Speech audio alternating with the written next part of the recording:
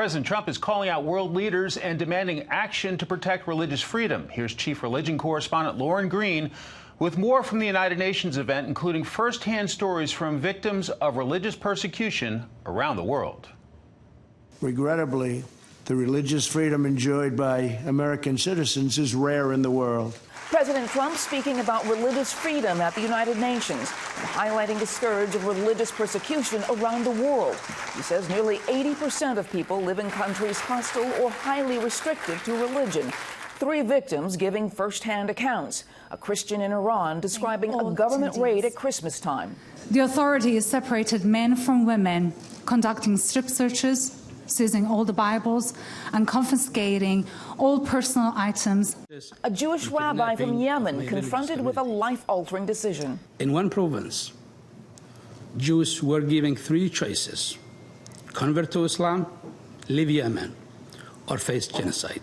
And a Muslim in China saying millions of workers in religious minorities are being held in government concentration camps. The Chinese government targets religion to ensure that people of faith do not answer to any greater power than the Communist Party.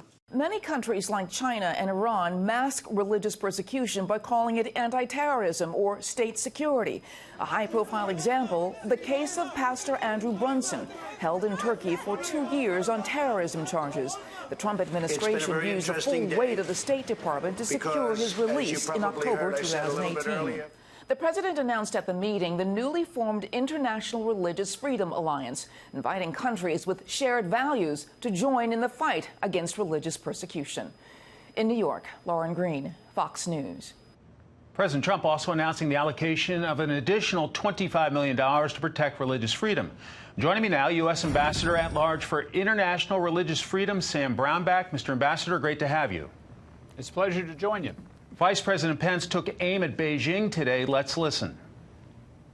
The Communist Party in China has arrested Christian pastors, banned the sale of Bibles, demolished churches, and imprisoned more than 1 million Uyghurs in the Muslim population. Sir, what's being done to confront China's crackdown on both Christians and Muslims? We're raising this issue. We're pushing it forward. Tomorrow here at the UN, the Deputy Secretary of State will be hosting an event just about Xinjiang and what's taking place to the Uyghur Muslim population, primarily Muslim population there. And we're continuing to raise this issue and build alliances of other individual countries that are concerned about what's taking place to their religious adherents that are active in China. China is at war with faith, but it is a war they will not win. We're confronting them, and you've got a growing alliance of other countries that are joining us. From everything I've read, Christians are being slaughtered and churches are being destroyed all across the Middle East. What's your assessment?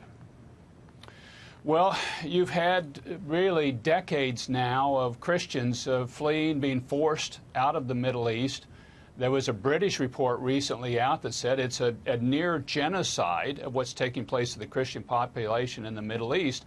What we're trying to do now is to try to stabilize that population and to also push a number of the Muslim-dominated countries to open up their religious freedom space, to be able to allow people of other practices to be able to live there, to worship there freely, and to be protected. They've got to protect their population so they're not forced to flee.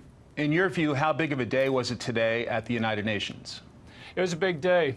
We had the Secretary General, along with the President, really pushing this topic of religious freedom. It's one thing for us as the United States to push this, but to have the Secretary General and a broader body, there was over 100 countries in this meeting that the President addressed, pushing for religious freedom.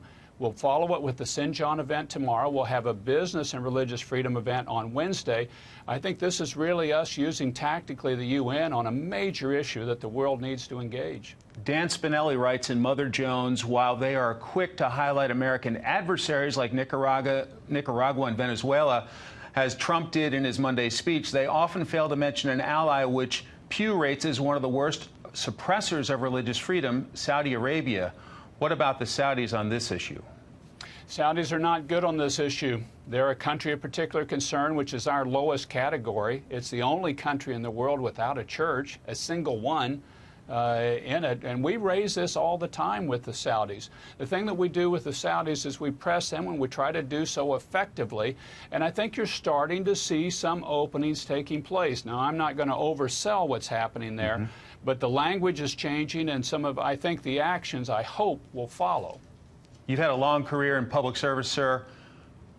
Tell me how big of a job this is and what it means to you. Yeah.